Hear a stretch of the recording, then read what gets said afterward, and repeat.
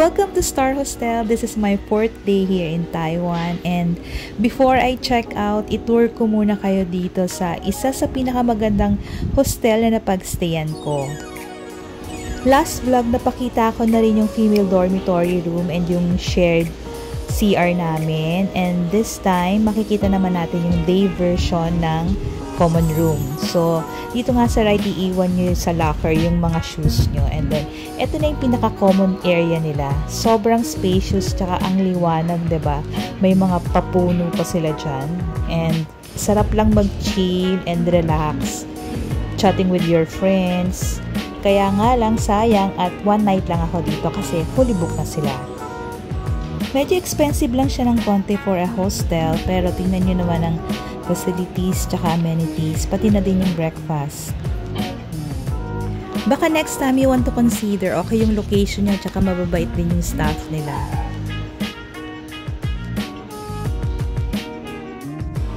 Meron din silang kasamang free breakfast dito. Tara, kain muna tayo. So, syempre hindi mawawala yung bread.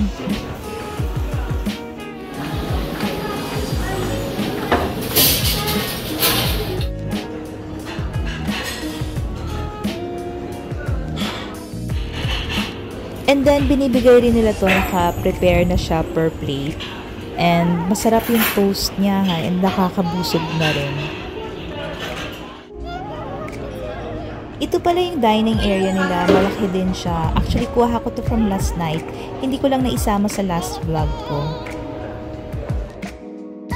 So, I stayed here muna sa hostel until 12 noon. And nakita ko nga tong flyer for tourists. And itong Chongshan Linear Park, mukhang interesting, kaya siguro puntahan ko later. So before I transfer to another hostel which is located sa Ximending, bumaba muna ako dito sa Star Hostel. Ang dami kasi yung mga small restaurant, so parang karinderya. So mura lang yung mga pagkain.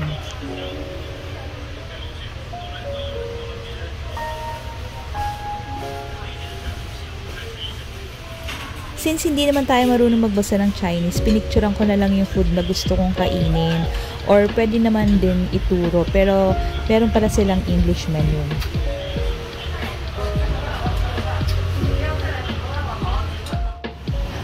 Grabe, box office pa din yung pila. So for the last time, nag-ikot-ikot muna ako dito sa may Taipei main station before ako mag-transfer sa Ximending.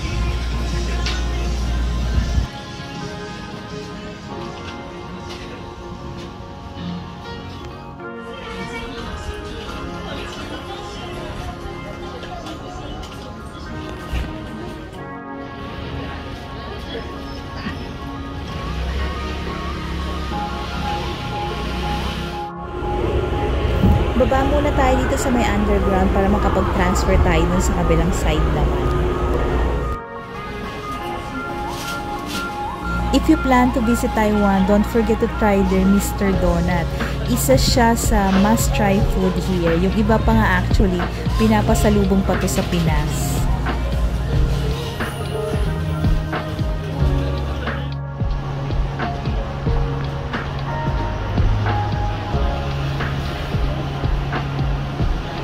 So this is their hop-on hop-off bus. Actually, hindi ko pa na-try ito. Maybe next time.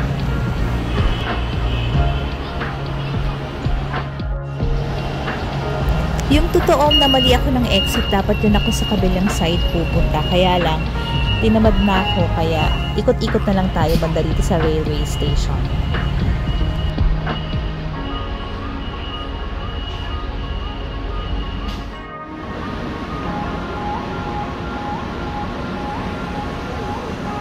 Itong pink building na Shinkong Life Tower, siya yung tallest building dito sa Taipei before 101. If you will ask me kung saan magandang area magstay sa Taipei, i-recommend ko to dito sa Taipei Main Station.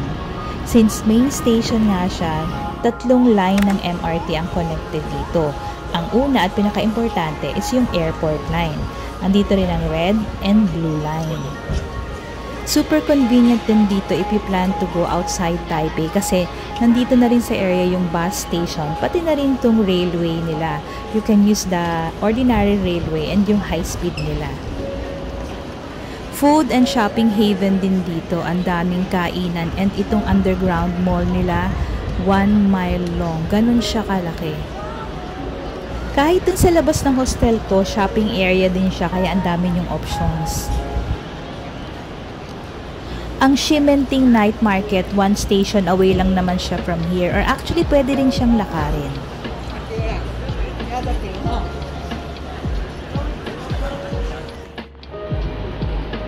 So ito yung ticket counters nila dito sa railway station. And ito naman yung mga vending machine.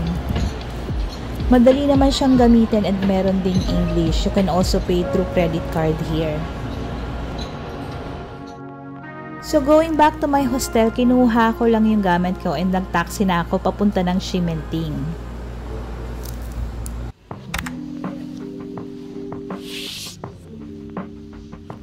So for my last 3 days here in Taipei, dito naman tayo sa Ximending area magstay. Actually, ito rin kasi yung pinakamura kong nakita. Medyo mahal na yung mga nasa main station.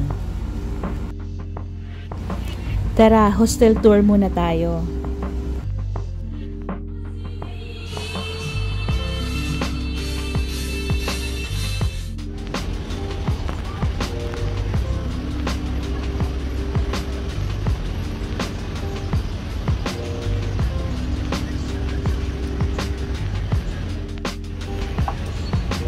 Bali, dito na yung common area nila. Actually, medyo malaki din naman yung space.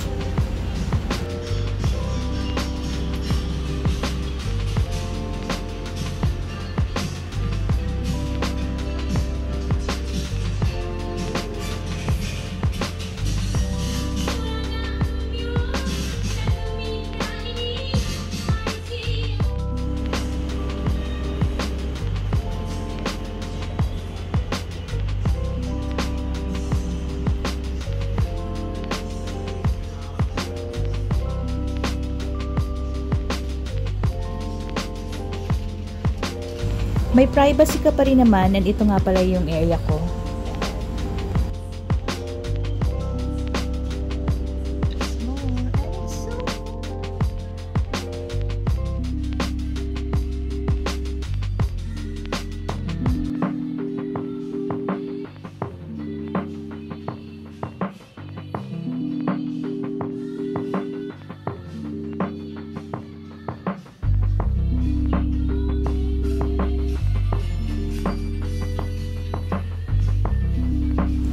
Ito na yung shared toilet and shower area. Actually, magkasama ang male and female dito. Grabe, ang daming tao ngayon dito sa may Ximending. Actually, sa baba ng hostel, halos tapat lang niya yung Starbucks 7-Eleven. Malapit din siya dito sa Uniqlo.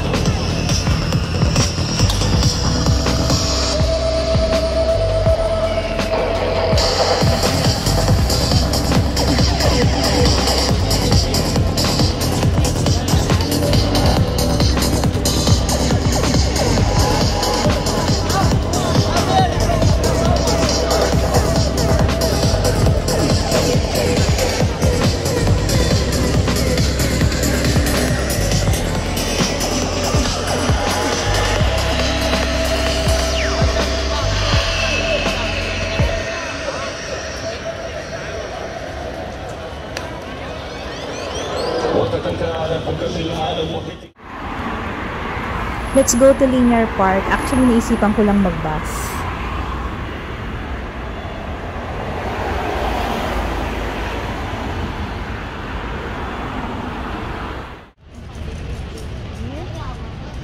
Siyempre, kasama ko ulit si Google Maps papunta dun sa Linear Park. I am actually excited to visit this new spot for me here in Taipei. Hindi kasi ako sure kung new siya kasi I've been to Taiwan for how many times na, pero I've never seen or heard about this. Kung hindi ko pa nakita yung flyers sa hostel, hindi ko pa malalaman about this Linear Park.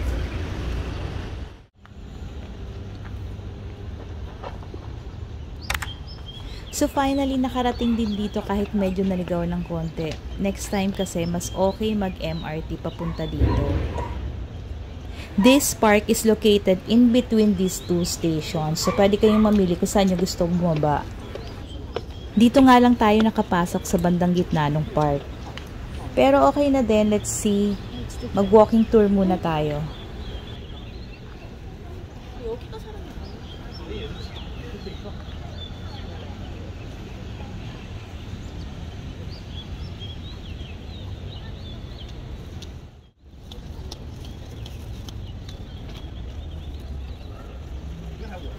Ang tahimik dito, pati huni ng ibon, rinig na rinig mo. Apakalinis din.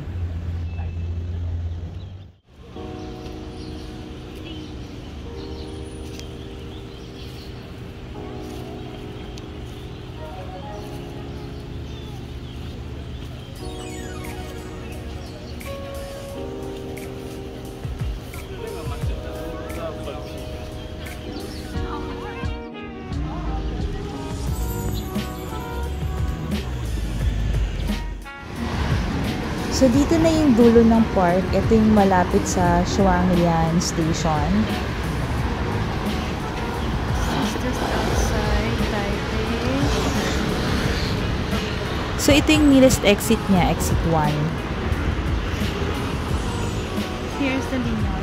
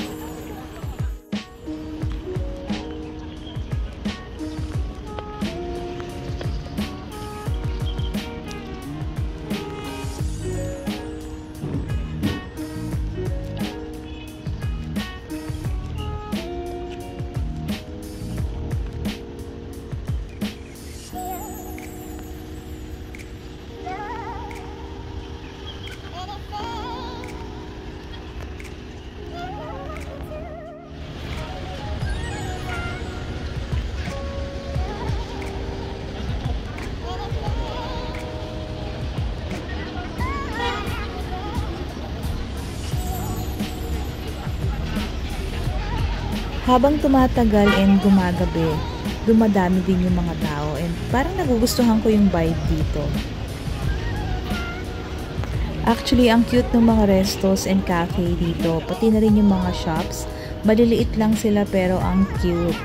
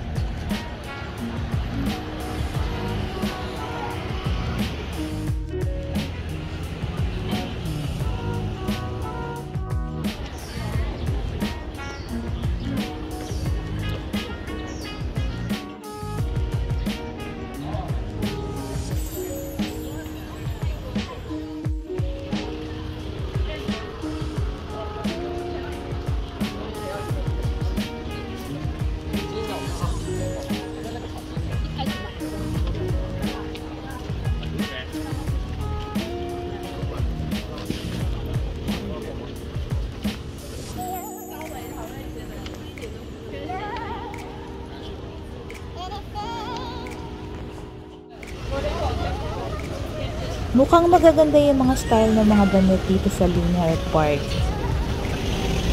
Very modern yung mga design.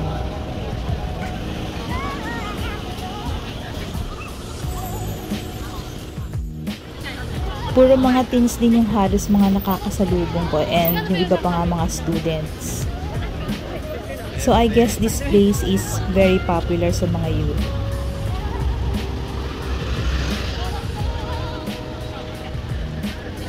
Pasukin natin yung mga ibang alis mamaya. Tingnan natin kung anong meron.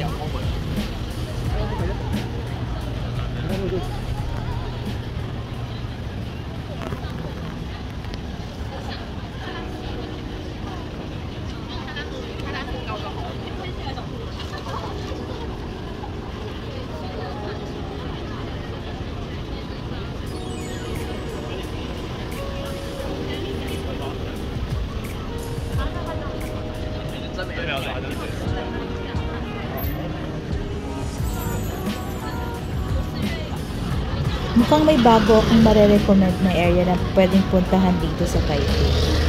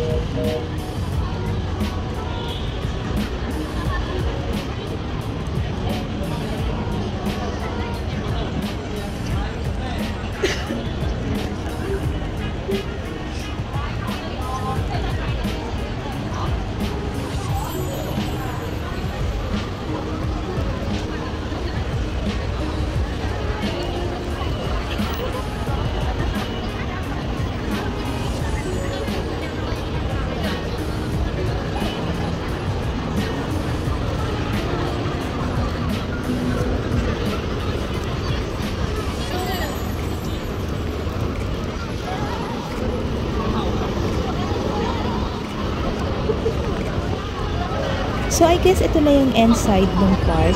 Ito naman yung malapit sa MRT station na Zhongshan.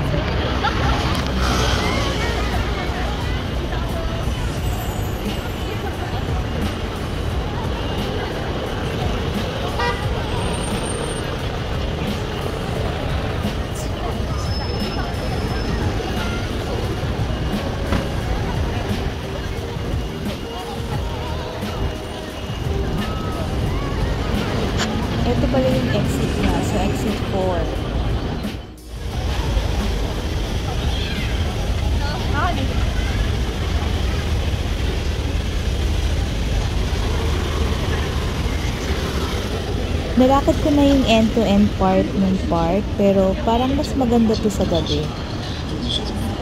Kaya balik ulit tayo.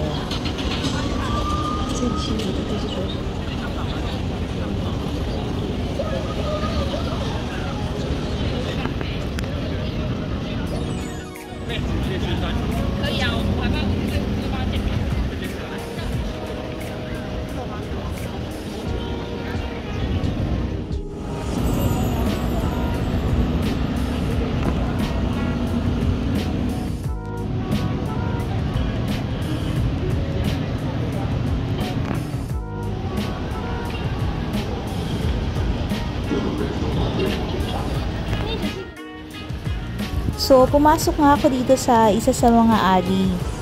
And, ang dami rin palang shops. Ang gaganda talaga ng mga damit. Ang cute din ng style ng mga shops.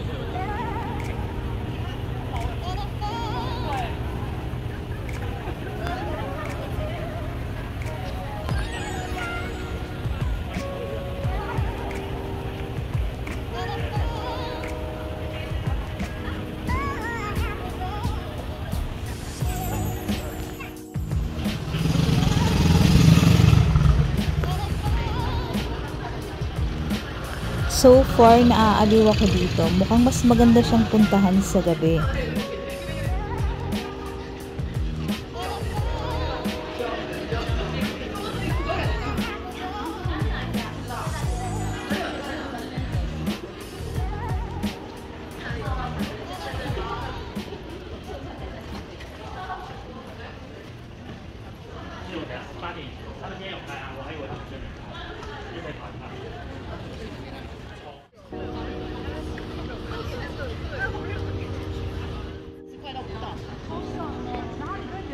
It's the line 4.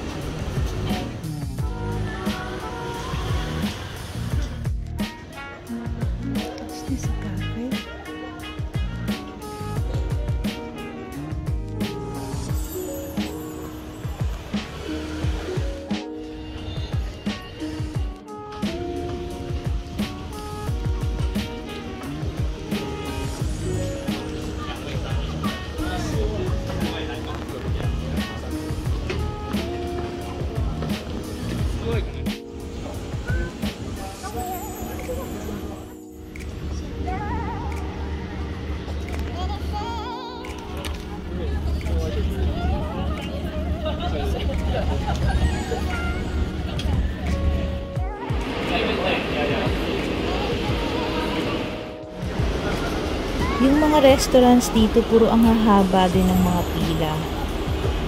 Palabas na rin pala to, so hindi na ako nakapila. I decided to go back to Xinmenting na. Dito na lang tayo mag-food trip sa Xinmenting. O diba, alam ko na kung babalikan ko dito. Unahin na natin ang milk tea. Siyempre hindi mawawala. Pero ang sarap nito.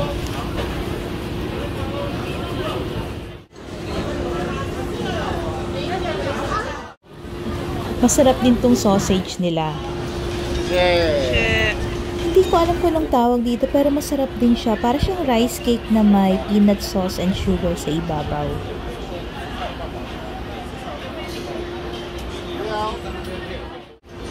Try din natin tong muscat candy nila. Hindi na pala ako nakapag-video ulit pero binalikan ko yung parang rice cake. Tapos may peanut kasi sa ibabaw yun eh. Ang sarap niya. Super satisfied ako sa mga kinain ko and syempre super busog. Kaya ay nakakaantok. Let's go back to hotel na. Thank you for staying with me. See you all on day 5.